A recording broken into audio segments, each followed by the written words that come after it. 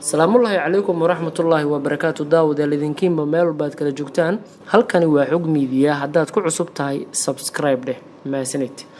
maantana daawadayaal hadduu eebooyin raalli ka noqdo waxaan ku soo qaadan doonaa deegaan barashada dhuleed ee dhulkeena hooyo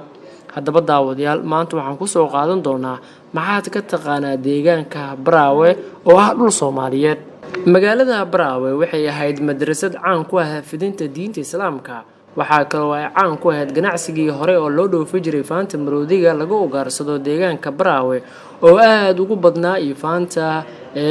maroodiga kaasoo dhinaca baar dheere iyo ganacsiga doonta loo geey jiray halkaasi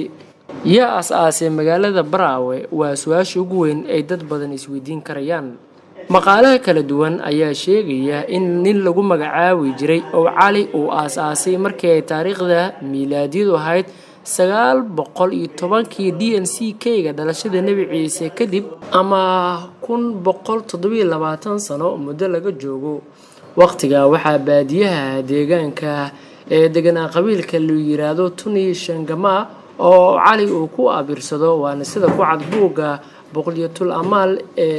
taariikhda afka Soomaaliga qoraya tunida kadib waxaa soo degay qabiilka lagu magacaabi jiray Gaala Wardaay oo boqorkooda la dhihi jiray boqor Barwaat waana halka uu magacu ka yimid labada qabiil ayaa sameystay xiriir ay isaga difaacaan qabiilada kale heshiiskooduna wuxuu socday 3 qarni inkastoo laftoodu ay markii dambe dagaalameen laakiin ugu dambeyn waxay ku heshiiyeen shir ka dhacay deegaanka Jombo oo hadda loo yaqaan Goobweyn waxaana loogu magac daray Goobweyn halkii dadka badan ku shireen sida ku qoran buugga Libre de Gelsengi oo qoray Enrique Casuali buuggiisii 286 iyo 287 ayaa faahfaahin inta ka badan laga heli karaya qabiilka Tunidu markii hore waxay ka yimaadeen deegaanka loo yaqaan Daari waxay ssoo mareen Qaraawe oo ah agaarka webi Ganaane oo iminka loo yaqaan Jubbaland waxayna degeen Kooyame u dhow Kismaayo sanadkii 892kii qaarkoodna waxay u soo gudbeen dhinaca xeebta kuwa oo ahaa Go'gaal iyo Daaqtiriga dhinaca gooshana waxa u guuray qaybtii kale ee Tunida oo ahaayeen Dacfaraad iyo Wartiile iyo Hojowa labadii qaybood markii ay soo gaareen deegaanka Baraawe waxay dagaal kala kulmeen boqortooyadii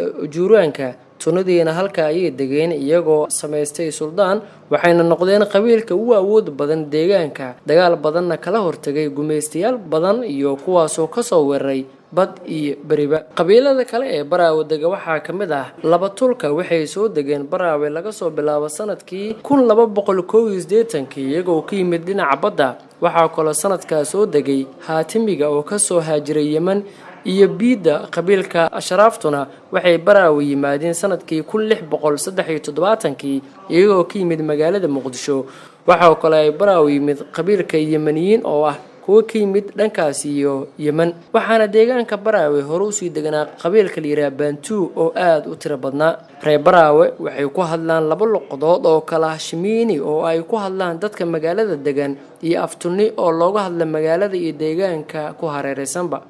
magaca Baraawe ma ahan magac qabiil sida dadka qaar u yaqaaniin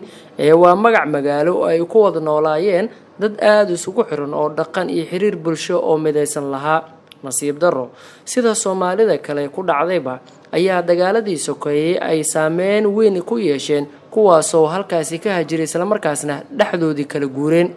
haddaba daawadayaal taariikhdii koobnaa oo idinkaga diyaariyay deegaanka Baraawe halkaas ayaan ku ekeenayaa taariikho kala dheeraad ah ayaa inoo soo socdo dhamaanba aan ku baran doono deegaanada iyo meelaha ugu caansan ee dalka